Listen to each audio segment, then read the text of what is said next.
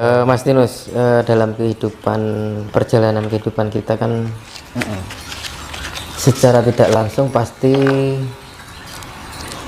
ada campur tangan para leluhur nih. Nah, itu bagaimana cara agar kita disayangi oleh leluhur? Leluhur itu kan pasti mencari bibit yang baik. Bibit yang baik itu akan mengeluarkan cahaya yang bagus. Nah, kalau cahayanya nggak bagus ya malah mungkin dipilih leluhur yang gitu kan.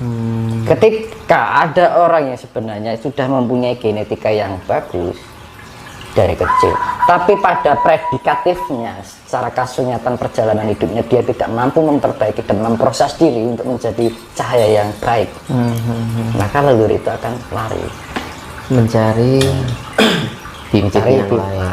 Gitu.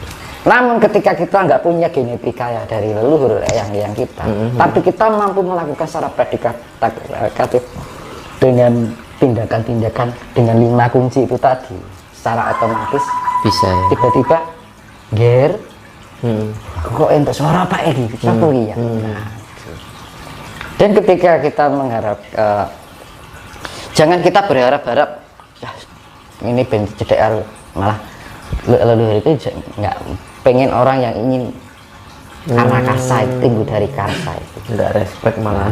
nah, itu makanya dalam ilmu Jawa itu utamakan kewajiban daripada menuntut hak. Lah wong kewajiban irung dilakoni njaluk hak kan gitu. Ya toh? Nah gitu. Kedatangan leluhur tidak bisa diminta. Karena ketika kita meminta harapan itu tumbuh dari karsa, dan karsa itu akan menghasilkan rasa pamrih. Gitu. Ujung-ujungnya apa jenenge yang namanya punya keinginan pamrih nah ini. Tapi bisa ya Mas Tinus, misalnya kita meminta tapi Mas ya nyadong lah. ngadong apa sih Mas? Misalnya ya mendapat titisan lah. Gak bisa Nggak karena bisa. itu pilihan lalu. Nah, bagaimana kita agar menjadi orang yang terpilih? Pemilih imam. Ya, ya. Ya, kita lakukan kewajiban dulu. Jangan memikirkan hak. Ketika kita masih memikirkan hak, tidak ada ketulusan di dalam diri, karena ada tendensi. Ya. Ono buntute. Gitu. Orang kalau mempunyai keinginan karena ada pasti ada buntutnya. Nek orang tidak keturutan keinginannya, yang timbul apa? Orang kalau menginginkan sesuatu, kalau kita tidak tercapai sesuatu kan mesti buntutnya nyelempak ya. Buntutnya nyampluk kiwa tengen ya. Nah gitu loh, tahu maksudnya? Nah, siap. gitu.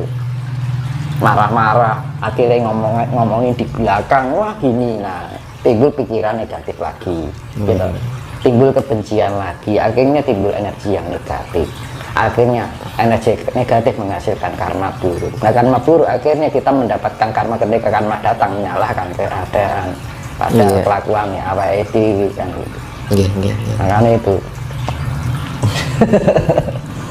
makanya lakukan tindakan berdasarkan kita kewajiban berdharma. Hidup itu kan harus punya berdharma itu adalah kewajiban. Nah, kewajiban itu didasari dari kesadaran diri. Nah, kenapa kita harus mempunyai kesadaran diri? Lah apa urip ya mau teko juk apa sing gawe awake dhewe? Apa dunia iki sing gawe mbae dhewe. Nah, kesadaran diri apa loh? Ya kita makanya ketika kita menyembah lautan, kita ada yang menghina bilang menyembah berhala. Yang menghina itu tidak tahu diri. Nah gitu. Iya kan? Ketika kita sedekah bumi dianggap itu kafir. Yang mengatakan itu adalah orang yang tidak tahu diri. Ya, betul. Manggone cik butuh lama. Ya. Oh iya Mas Tinus. Makan tumbuh dari tanah. Kita makan sehari-hari, ya kita butuh. Kita sadari itu. Makanya Aku pernah bilang, ketika kita minum itu kita sadari,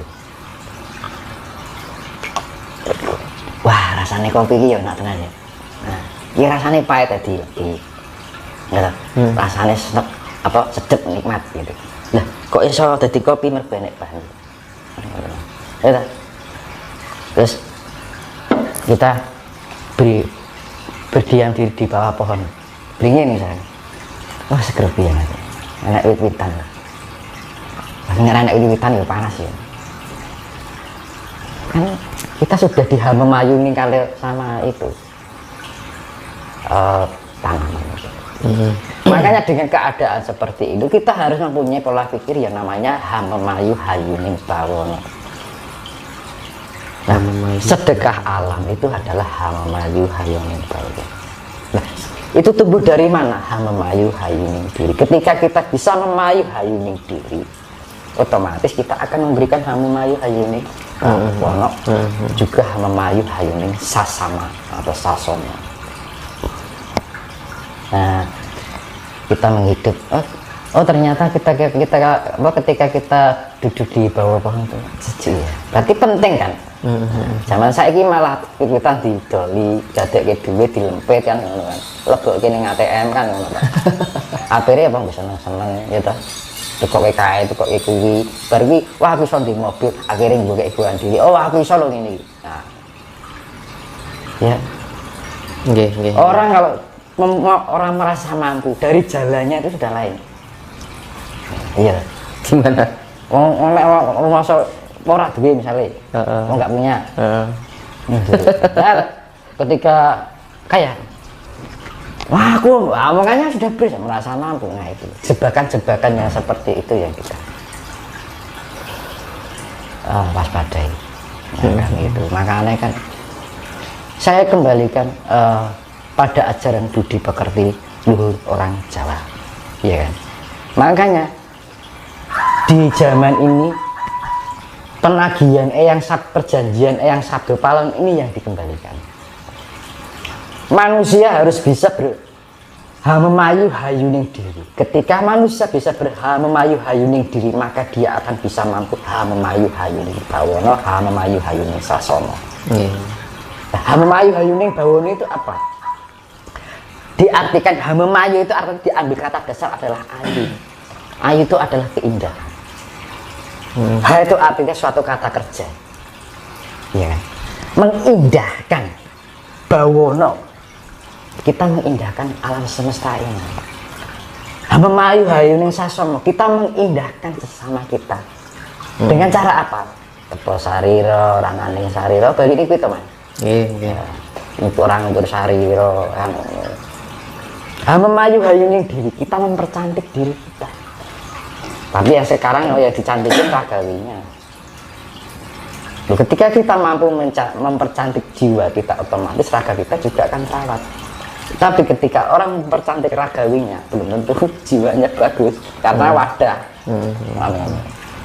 Barang nek wadah ya apik, durung taruhan sini apik. Nggih. Itu zaman sekarang kan ya makanya dibilang orang hanya memandang sebelah mata, itu kan zaman sekarang kan gitu. Si sawam njobone tok kan gitu kan. Makanya menilai keburukan dan ketidakburukan orang lain itu kan zaman sekarang hanya sebatas kulit. Gitu. Makanya ilmunya ilmu kulit juga. Makanya itu dikembalikan agar manusia semua di Nusantara ini biar memahami ilmu daging. Kan ngono. Wah, ini daging semua kan. Rasanya enak kan. Gampangannya seperti itu. Nah makanya ini saya kembalikan dengan perjanjian eyang sabdo palon dengan angka kunci 729 kalau disatukan menjadi angka 9, itu adalah awal menuju suatu kejayaan. Karena kejayaan itu sifatnya ada dua, fisik dan non fisik. Ya. Pembersihan secara fisik, pembersihan secara jiwa. Ya. Kalau di dalam pewayangan itu disimbolkan senjatanya Antasena dengan Wisanggeni. Ya, ketika Wisanggeni dan Antasena sebelum Baratayuda dimulai, disuruh sama Sang Yang menang dan diberikan satu senjata yang namanya Godo Inten. Ya kan? Untuk membunuh siapa? Batara Kala dan Batara Durga. Batara Kala dan Batara Durga itu adalah angkara murka. Nah, target utama dalam bencana korban ini yang menjadi pembersihan ini adalah angkara murka. Angkara itu keegoan, keemosional, keakuan. Angkara murka itu adalah kemurkaan itu sendiri, merasa tidak cukup dengan apa yang ada.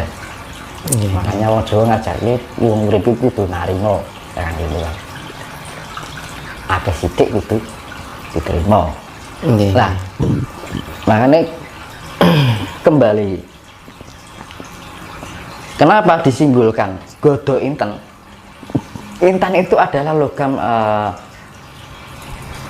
paling keras, batu mutiara yang paling keras, ya kan. Dan ketika dilihat itu bening sekali, beningnya melebihi beningnya air malah kan. Bahkan cahayanya bisa mengkilau, berkilau indah, keindahan. Nah, dengan kebeningan itu, kebeningan jiwa itu, orang akan mempunyai cahaya yang sangat indah sekali, dan bisa ketika mendapatkan cahaya, pancaran itu menjadi indah, pancawarna. Makanya kan belian itu warnanya pancawarna, macam-macam, putih tapi bisa menghasilkan cahaya apa aja. Magiku ini, kalau orang Jawa ngarani poncowarna, dalam arti aneka warna. Dasarnya di sana. Nah, dengan kerasnya itu, nah ini untuk memukul gada itu. Makanya di dalam Antasena dan Wisanggeni itu gambarannya Isa Al-Masih membersihkan dengan jiwa itu, dengan cahaya kebeningan yang menghasilkan cahaya indah itu sendiri. Cahaya indah itu adalah bidangnya surgawi, nirvana, nirwana. Ya kan? Antasena kebeningan ini. Nah, ini pemukul, ini simbol air yang keras. Nah, itu sifatnya fisik dan non fisik. Ya, pertama dibersihkan secara jiwa yang non fisiknya, yang si fisiknya adalah yaitu tadi. Antasena itu ibaratnya kalau Wisanggeni itu Isa Al-Masih dengan pembersihan cinta kasih, ilmu cinta kasih. Nah, sing Antasena itu yang disifatkan adalah Nabi Khidir, penguasa samudra. Lah Wisanggeni itu, makanya Wisanggeni dibilang itu titisannya sang yang menang. Maka dibilang Isa Al-Masih, kalau orang Nasrani dibilang putra Allah. Wis padha wae to, Mas. Cuma istilah. Antasena itu Nabi Khidir penguasa samudra, ya wis banget. Air yang sifatnya keras. Nah, itu simbol dua sifat fisik dan non fisik. Maka di dalam pewayangan ini kedua peran itu diberikan senjata yang namanya godho inten. Yang keras untuk memukul yang keras, yang fisik untuk memukul yang itu dengan mulai ada kata istilah muncul menang tan ngasorake, digdaya tanpa aji. Ya kan? Dengan kasih itu sendiri. Ketika kita bisa menang tanpa ngasorake itu kita menang tanpa merendahkan. Luruk tanpa bolo. Luruk tanpa bolo itu dengan kita sendiri, kita bisa merangkul semua, menciptakan kedamaian, kerukunan. Akhirnya tercipta keharmonisan. Keharmonisan tercipta kedamaian. Ya kan? Digdaya tanpa aji, ya kita mau digdaya tanpa aji, ya ilmu bejo.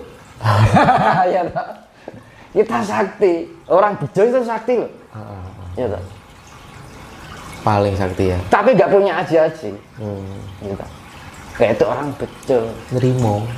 Nah itu tadi, makanya nguruk tanpa bulu itu ya kasih itu tadi. Energi kasih, cahaya kasih, pancaran kasih itu yang bisa menyelamatkan diri kita. Akhirnya kita mempunyai saudara yang banyak. Akhirnya musuh menjadi teman, saudara. Nah, itu nguruk tanpa. Menang tanpa ngasorake, kita tidak merasa diri besar diri, ego diri. Ya. Dengan cara itu, dengan sikap kerendahan hati, kita akan disayangi oleh banyak orang. Karena orang itu pasti memiliki salut ya, orang kok orangnya seperti itu, kok rendah hati. Ini anak nyawang ngomong tinggi hati kan yang nganyel gitu kan. Beda kalau jenengan bertemu dengan orang yang nanti, dia Mas. Nah, makanya Orang Jawa mengajarkan tentang kehidupan yang penuh tata krama, sopan santun, anda pasor. Nggih. Nyun sewu, badhe nderek tengking, ya kan? Orang Jawa. Ya, gitu. Nah, itu budi pekerti Jawa yang harus perlu kembali dibangun kembali, dibangkitkan kembali. Untuk apa? Memayu hayuning bawono itu sendiri. Makanya kenapa di dalam serat Sabda Palon Loyo Genggong itu pepesti nusa wis tekan janji kapitung jaman. Ya iki mau. Terus kapitung 500 warsa. Bakal bali marang Gomo Budi. Gomo Budi itu dalam arti ageman, kita harus mempunyai busana itu sendiri. Ya. Berarti ini sudah ada 500 tahun atau lebih? Ya itu kan orang dulu kan hitung-hitungannya kan rata-rata. Orang tuh saklek 500 perkiraan ya gitu kan. Karena perhitungan itu orang dulu itu bukan pakai angka, tapi perjangkaan kira-kira sama ini.